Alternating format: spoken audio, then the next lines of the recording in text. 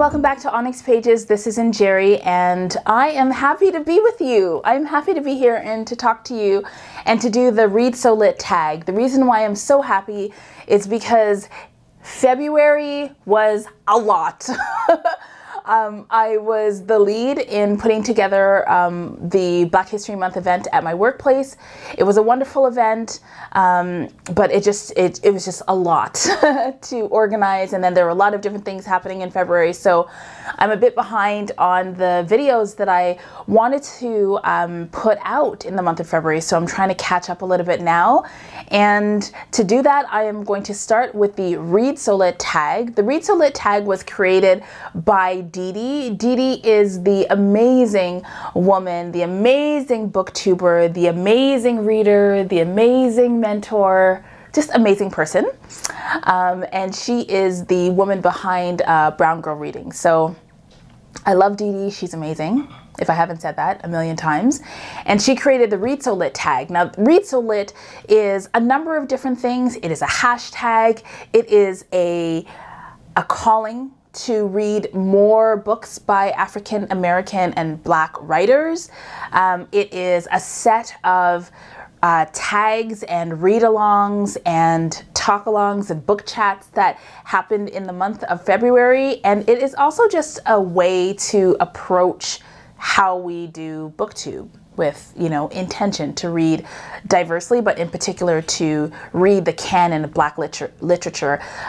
When I think of Read So Lit, I think of authors who are part of the Black American, the American classics. So Toni Morrison, James Baldwin, and so on. Because I read mostly science fiction and fantasy, I don't really get into those classics. So I want to do better at reading more classic SFF African American works, and that is a lifetime goal. So Dee Dee created the Read So Lit tag, and I'm going to, without further ado, do the tag. I'm gonna do the tag. I was tagged by Dee Dee at Brown Girl Reading, and I was also tagged by Abba at Sariella, so you will see their channels linked down below. Let's get into the Read So Lit tag questions. The first is... The 2019 Subaru Impreza looks and feels... Nope. Okay. What books are you looking forward to reading this February in honor of Black History Month? So we're in March. So I will tell you what I read in February. I was participating in Read So Lit, and I also participated in the Blackathon, which is a readathon that was coordinated by Jessie from Bow Ties and Books, also Francina Simone, and Lauren from the novel Lush. So this is what I read in the month of February. I read New World, Old Ways, which is a collection of short stories, Caribbean speculative fiction. It was awesome.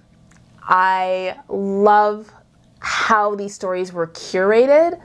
I loved that these stories got me at least thinking about what folks in the Caribbean, in particular queer folks in some cases, are preoccupied with, like what kinds of questions and issues they're thinking about in terms of the future. And I just loved seeing science fiction set in a Caribbean context and in a Trinidadian context. So there's stories from, I think, the Virgin Islands, from Barbados, from Trinidad, and I just loved it. And Dr. Karen Lord's writing is incredible, and so the fact that it was Dr. Karen Lord who read all of these stories and decided how to put them together for us, that was really special to me. So New World's Old Ways. I also read A Blade So Black by L.L. McKinney, and this is an Alice in Wonderland retelling, and I found it to be so much fun. And this is the kind of story that I wish I had when I was 9, 10, 11, because I think I really would have got a kick out of the main character and some of the challenges that she had to face in not only her life with her friends and some tragedies that happened in her family, but also this other world. As a child and as a teenager, I was really into stories about girls going into other worlds or children going into other worlds. So I love the Neverending Story, and I loved Alice in Wonderland. And this was what I needed. So anyway, I enjoyed reading it now. A book that touched my heart in a big way was Hurricane Child by Karen Callender. I think I gave this 5 stars on Goodread. All of these books will eventually be reviewed, but so this is a middle grade novel that follows the main character, Caroline, and look at how beautiful that cover is. She is a young girl. Her mother has gone missing. She doesn't know where her mom is. She's living in the Virgin Islands, and she is dealing with bullying at school, and also dealing with a new friendship that's budding, and also trying to wrap her mind around these strange shadows that she sees from time to time. So this was an incredible, very quick read, totally enjoyable, and I would absolutely recommend this if you haven't read it, Hurricane Child. In February, I also read She Would Be King by Waiyetu Moore, and it's a debut novel. It follows 3 characters who all find that their life's paths intertwine. And it's a magical realist book set in the US, Jamaica, and Liberia, and I enjoyed it. I have a lot to say about it. As you can see, I annotated it and I tabbed it, and it was really great. So I will tell you more about this in my review, but I did enjoy this book, and I'm looking forward to more from this author. And then finally, I read the Black Sun trilogy, and this is a set of comics written and illustrated by Kelvin Niuzi Mawazo, who I believe is out of Toronto. I did enjoy these. These are they were very short, and they were in black and white. So the images were okay, but I wanted more. I felt like all 3 of these could have been just one, I don't know what you call it in comic language, like issue or volume or whatever. They all could have been one thing, but they were 3 things. So because there were 3 things, I expected more from each story, but there weren't a lot of panels. And in some cases, I think the panels were reproduced in different stories through flashbacks and things like that. So it was a good story, but I just wanted more. Anyway, this is not a review. This is a tag. Why am I going to all this detail? Okay, question number 2. Cite and talk about a classic Read So Lit book published before 1970 that you love. So I am currently buddy reading Dahlgren by Samuel R. Delany. I'm buddy reading that with a bunch of really cool booktubers, and it is getting there. It is slow but sure, and I'm enjoying it, but this is a pretty intense tome.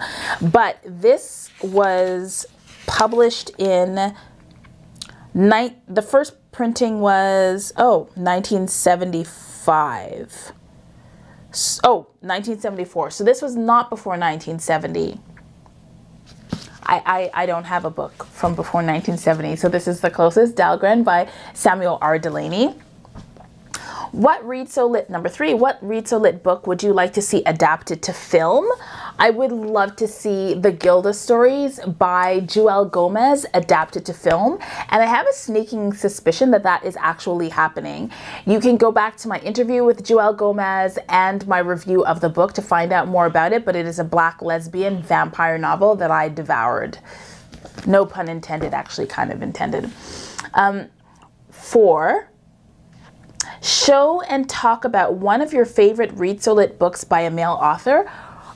I actually don't read a lot by male authors, which is what it is. But I do read Samuel Delany, and because he is a Black gay science fiction author who is quite prolific, I am trying to read through his works. So last year I read Babel 17 in this collection of his works. So I really enjoyed it. Samuel R. Delany would be my Black male author, and this would be the book. What Read So Lit new release are you excited about this year? Oh, I am excited about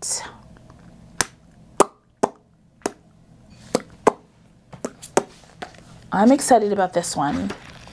Let me just make sure that it was published this year. I think it was. No.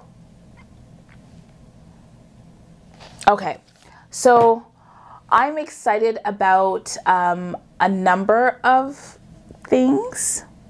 So I would say Marlon James's latest book. I'm excited about that, but I feel like I need to pause this video.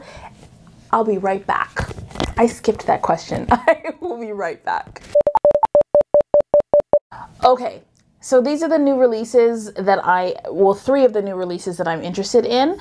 Black Utopia, The History of an Idea from Black Nationalism to Afrofuturism, which is written by Alex Zamalin and will be published in September 2019. I'm interested in Escaping Exodus, a novel by Nikki Drayden, who wrote Prey of the Gods. And I'm very interested in New Sons, speculative fiction by people of color, original speculative fiction by people of color, edited, I believe, by Nisi Shaw. So that's what I'm interested in. 6, a lot of us diehard fans refer to Toni Morrison as the Queen.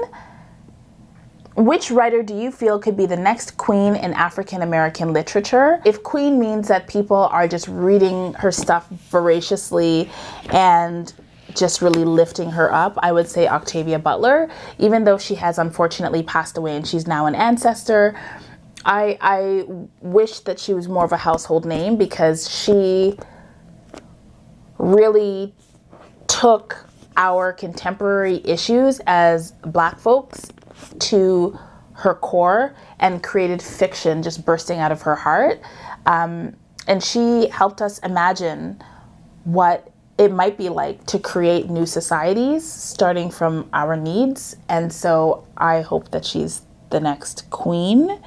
But if we're looking for somebody who's alive right now, I think I want to focus on science fiction and fantasy writers who don't get as much love as I think they should, like Tananarive Due, Andrea Hairston, Nisi Shaw as examples. What's the last book by an African American author you read, loved, and gave 4 or 5 stars? So I would say The Hurricane Child by Karen Callender that I already talked about. Show some beautiful books by African American authors. So there are so many, but I think for now I really like the cover of Hurricane Child. I love the cover of A Blade So Black. And I think, oh, I also love the cover of M Archive by Alexis Pauline Gumbs. Question number 9 is Black History Month is about its people. What book would you like to learn more about African Americans? So I have 5 books that I want to talk about. The first is M Archive, After the End of the World by Alexis Pauline Gumbs, and this was published in 2018. It's categorized as poetry, science fiction, and Black feminist theory. So I'll just read the back. Following the innovative collection Spill, Alexis Pauline Gumbs, M Archive, the second book in a planned experimental triptych, is a series of poetic artifacts that speculatively documents the persistence of Black life following a worldwide cataclysm. Engaging with the work of the foundational Black feminist theorist M. Jackie Alexander and following the trajectory of Gumbs' acclaimed visionary fiction short Evidence, M Archive is told from the perspective of a future researcher who uncovers evidence of the conditions of late capitalism, anti-Blackness, and environmental crisis while examining possibilities of being that exceeded the human. By exploring how Black feminist theory is already after the end of the world, Gumbs reinscribes the possibilities and potentials of scholarship while demonstrating the impossibility of demarcating the lines between art, science, spirit, scholarship, and politics. It's blurbed by Alexis DeVoe and Adrienne Marie Brown. So I'm really looking forward to reading this. I love Alexis Pauline Gumbs' writing, and I've also had the pleasure of meeting her, and she's an incredible woman. So M Archive. So that is one. The other is E.B. Du Bois' American Street. And I'll read it. On the corner of American Street and Joy Road, Fabiola Toussaint thought she would finally find une belle vie, a good life, but after they leave Port-au-Prince, Haiti, Fabiola's mother is detained by U.S. immigration, leaving Fabiola to navigate her loud American cousins, Chantal, Donna, and Princess, the grittiness of Detroit's West Side, a new school, and a surprising romance all on her own. Just as she finds her footing in this strange new world, a dangerous proposition presents itself, and Fabiola must learn that freedom comes at a cost. Trapped at the crossroads of an impossible choice, will she pay the price for the American dream? In her stunning debut, Pushcart-nominated author Ibi Zoboi draws on her own experience as a young Haitian immigrant, infusing this lyrical exploration of America with magical realism and voodoo culture. Unflinching yet filled with joy, American Street is an evocative and powerful coming-of-age story. So this also has a very awesome cover, and I'm looking forward to reading this because I haven't read a lot from the Haitian American experience, and so I'm looking forward to this. This is Alex Smith's Arc Dust. So this is a collection of queer Afrofuturist sci-fi from the trans and gender non-conforming perspectives. So I'm really looking forward to this. It was published in 2018. It's also got a really great cover. I'm not sure if you can see that, but Arc Dust, if you can pick it up, it's independently published. So you should buy it from the publisher, which is Afterverse Publishing. And it's also very cute and can fit in your purse or pocket, which I think is really good. And then Gloria Naylor's Mama Day. A lot of people have talked about this on BookTube. It is a classic. I tried to read it and it took me, I got up to page 8. I thought it was further along. I got up to page 8, but I had a hard time getting into it because I was reading it on the bus, and I think this is one of those books that you need quiet time for. So I definitely want to read Gloria Naylor. Everybody's talking about it. I feel so bad that I haven't finished it, but I'm really looking forward to Gloria Naylor. And then 2 more. Actually, I'll save these for question number 10, which is show what you're currently reading from your Read So Lit TBR. So Read So Lit is over. I just finished reading, I read Children of Blood and Bone for the 2nd time. So I've just finished that. And I also finished, it's not African American and it's not even Black. It is an anthology of Indigenous LGBT speculative fiction, which is really great. But in the next month or so, I plan to read Dahlgren for my buddy read. I plan to read Parable of the Talents for the solar-powered Afrofuturism slow reading group on Facebook. This is our March book, so I have to read this in a week. We shall see how that goes. I also want to get into Lagoon by Nnedi Okorafor, and I'll read the back because I don't think Lagoon is a book that I've seen a lot around BookTube. So let me tell you about that. In Lagos, 3 total strangers are drawn to Bar Beach. A marine biologist, a rapper famous throughout Africa, and a troubled soldier are brought together with an alien when an alien ship lands in the ocean, causing a tidal wave that will transform them and change the world. But they were not the only witnesses. When word gets out on the internet that aliens have landed in the waters outside of the world's 5th most populous city, Lagos begins to erupt. Soon, the military, religious leaders, thieves, and crackpots are trying to control the message on YouTube and on the streets. Meanwhile, Earth's superpowers are considering a preemptive nuclear launch to eradicate the intruders. All that stands between 17 million residents and anarchy and death are an alien ambassador and 3 altered humans who are now running a gauntlet of horrors within the city in order to save it. So Lagoon is a thriller of unparalleled suspense that will force the reader to wonder, when aliens land, what will I do? So Lagoon by Nnedi Okorafor. I love any kind of like underwater beings. Give me mermaids, give me sirens, give me whatever these beings are in Lagoon. I'm so ready for it. And Lagoon was published, I think, in 2014. So Lagoon, I want to read that. And then also this awesomeness. So this is Black Comics Returns. It's very big, but there's like all sorts of cool things. This is not going to help you. I know it's not going to help you, but like just things.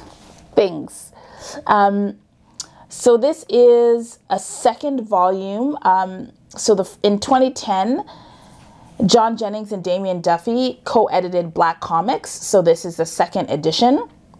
And I believe that's a history of Black comics. I think it goes through like characters and art and talks about the importance of Black folks in the comics, the evolution of the art, the characters. I believe that it also has various features of different writers and artists. I think that there is a meditation on different styles and what Black comic creators have contributed to the various like comic universes and so on. So I'm looking forward to that, and I'm flipping through it, and I hope that there's good representation here, because I'm seeing a lot of like male names, Sean and Robert and Jeremy and Robert and Joseph and Jamal and Sean and Michael and, oh, there's Shauna, Charlie and Joel and Shawnee and Tim and Kari, so to Sean. So I'm hoping that there is good representation. So yes, looking forward to that. Okay, that was a very long tag. So lastly, tag 5 or more people to do this tag. So Black History Month is over. A number of people have done this tag already. So I'm actually going to just tag a few people who are newer booktubers, and I hope you check out their channels. So the first is Chloe at Thistle and Verse. Chloe is a member of the Solar Powered Afrofuturism reading group, and so I want you to give her channel a lot of love. So I'm definitely going to tag her. I'm also going to tag TBG Reads, that brown girl reads. So check out her channel. I'm going to tag Capri Nicole if she hasn't done the tag as yet. And I think, oh, and Luxurious Blue. So if they haven't done the tag, then you please do the tag. That is it. Thank you very much for watching, and I look forward to seeing you in my next video. If you like what you've seen, please click the thumbs up icon. If you have something to say, I would love to chat with you in the comments. And if you have not yet subscribed to this channel, it would mean a lot to me if you did. So please hit that subscribe button and also the bell for notifications. All right, bye. M Archive, After the End of the World by Alexis Pauline Gumbs, and I'll just read the back. This was published in 2018. It's listed as, it's categorized as poetry, speculative, science, blah, blah. Okay.